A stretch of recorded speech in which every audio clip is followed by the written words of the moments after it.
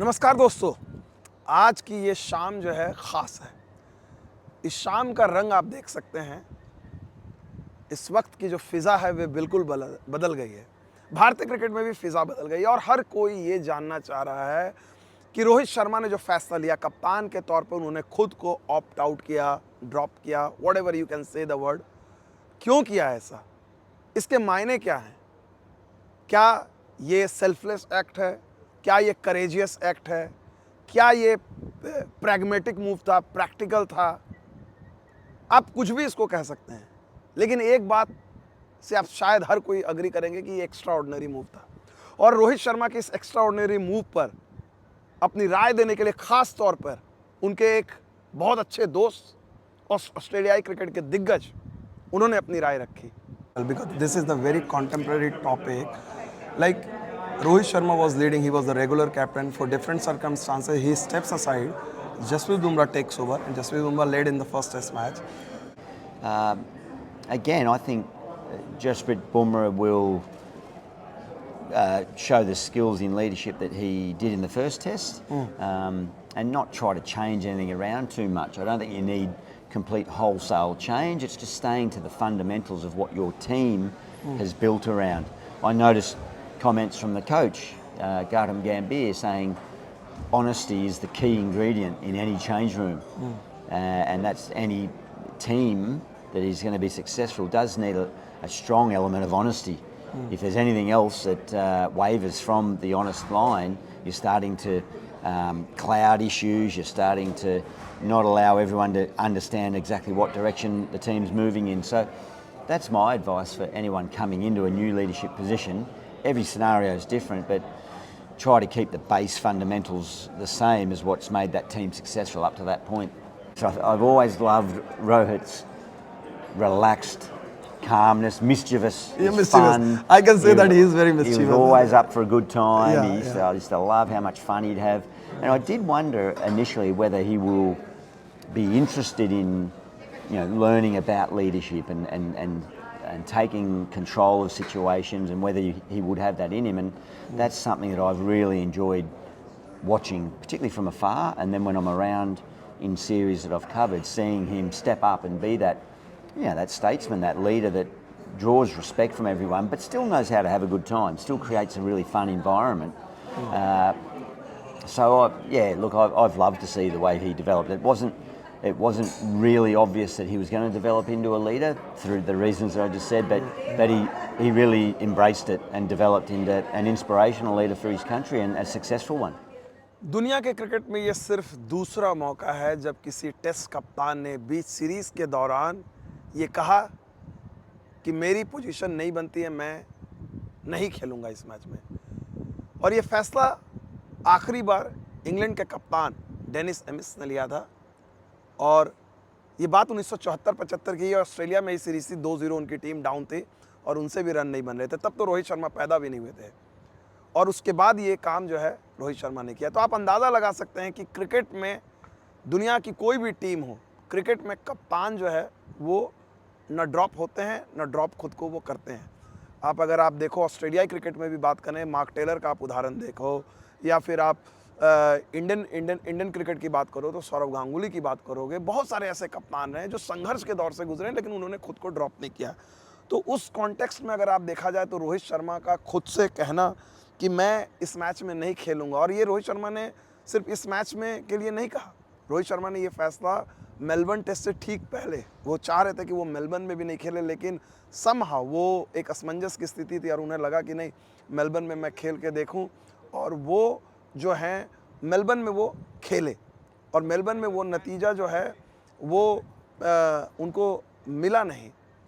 और उसके बाद जिस मायूसी के माहौल में उन्होंने जो ये फैसला लिया, इस बात को लेकर क्रिकेट वर्ल्ड में डिवाइड हो गया है। क्रिकेट वर्ल्ड में तो नहीं, क्रिकेट वर्ल्ड इंडिया में डिवाइड हो गया। क्रिकेट वर्ल्ड तो सारे लोग इसको अप्रिशिएट कर रहे हैं। ऑस्ट्रेलिया में मैंने आपको एडम गिलक्रिस्ट का सुना है वो, लेकिन भारत में एक वर्ग है, क्योंकि भारत में तो आपको पता ही है ओपिनियन बहुत जो चाहने वाले हैं।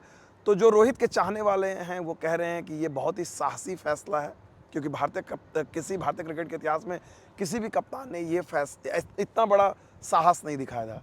किसी ने कहा कि भाई ये जो है, ये फैसला जो है सेल्फलेस है, जो रोहित की इमेज है स्वार्थी वो नहीं है, वो खुद के बारे में नहीं सोचते और रोहित ने इस टीम को एक अलग दिशा दी है। वो टीम के बारे में सोचते रहे हैं। तो किसी ने सेल्फलेस कहा, किसी ने कहा कि नहीं नहीं ये सब नहीं है, ये प्रैग्मेटिक है, ये अगर आप प्रैक्टिकल हैं यही आपको करना चाहिए था। अगर आप पूरी सीरीज़ में स्ट्रगल कर रहे हो अपने बल्ले से रन के लिए तो आपको यही फैसला करना चाहिए था। आप चाहे जो भी करें, आप चाहे जो भी करें, लेकिन ये तय है कि इसको आप साहसी फैसला कहोगे, एक्स्ट्रा ऑर्डिनरी फैसला कहोगे, क्योंकि ऐसा रोज़ रोज़ भारतीय क्रिकेट में नहीं होता है। आईपीएल में ऐसा हुआ है लेकिन भारतीय क्रिकेट में नहीं होता है। अब सवाल ये है कि जब आप रोहित शर्मा के करियर को देखें, 2024 को रोहित शर्मा कैसे याद करेंगे।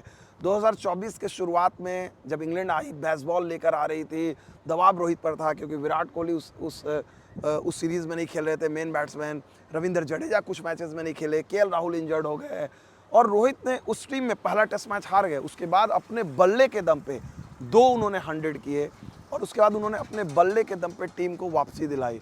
फिर उसके बाद अगर आप देखिए आईपीएल का माहौल आया, आईपीएल में उनकी कप्तानी गई, हार्दिक पांड्या को बनाया गया, वो काफ़ी फेस को उन्होंने निकाला। फिर टी20 वर्ल्ड कप टी20 में उनके बने रहने को लेकर सवाल उठे गए। वेस्ट इंडीज़ वो जाते हैं, बड़ा मुश्किल से हालात रहते हैं और वहाँ पर वो वर्ल्ड कप जीत कर आते हैं। तो जनवरी से लेकर जून तक का अगर आप स्टेज देखें तो रोहित शर्मा के लिए एक तरह से देखा जाए एक बहुत ही एक अलग तरह का फेज था। लेकिन उसके बाद 1 महीने का ब्रेक होता है, रोहित शर्मा जुलाई में जाते हैं श्रीलंका, 3-0 से श्रीलंका में हारते हैं, उनकी पार्टनरशिप शुरू होती है गौतम गंभीर से। तो उसके बाद न्यूजीलैंड की टीम आती है, बेंगलोर में ऑल आउट होते हैं क्लाउडी कंडीशन में और वहाँ से जो है पूरी टीम नीचे आती है। 6 महीने के अंदर में कितना कुछ बदल गया।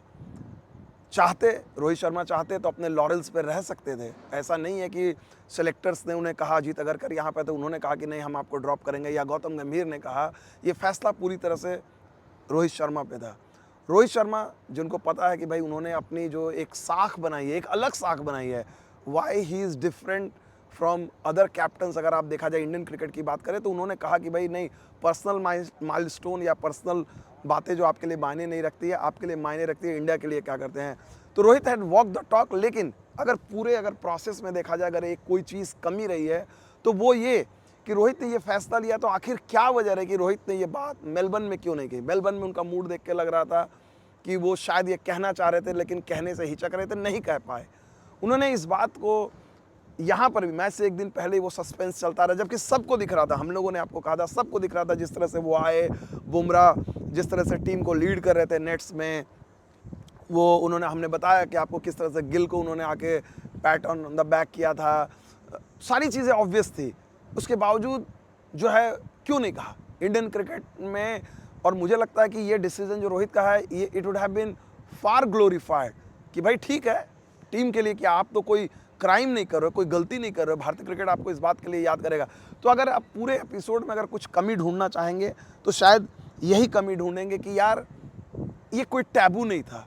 और दूसरी चीज़ है वर्डिंग जो है, जो आज मैं देख रहा था, संबित बाल जो क्रिकेट इन्फो के एडिटर है, उन्होंने बड़ा खूबसूरत पीस लिखा है और उनकी लाइन में पढ़ता हूँ, Rohit did the decent things so why cloak in intrigue. उन्होंने एक पूरा पीस लिखा हुआ है कि भाई, और उन्होंने कहा बहुत अच्छी चीज़, उन्होंने खूबसूरत जो लाइन जो उन्होंने लिखी है कि डिसेंट मैन है ना, वो एक बहुत अच्छी उन्होंने कहा, it is hard to imagine it being any different for Rohit, it is understood he had contemplated sitting out at Melbourne to and this incredibly tough decision must be seen in the light it merits, a decent man doing the decent thing।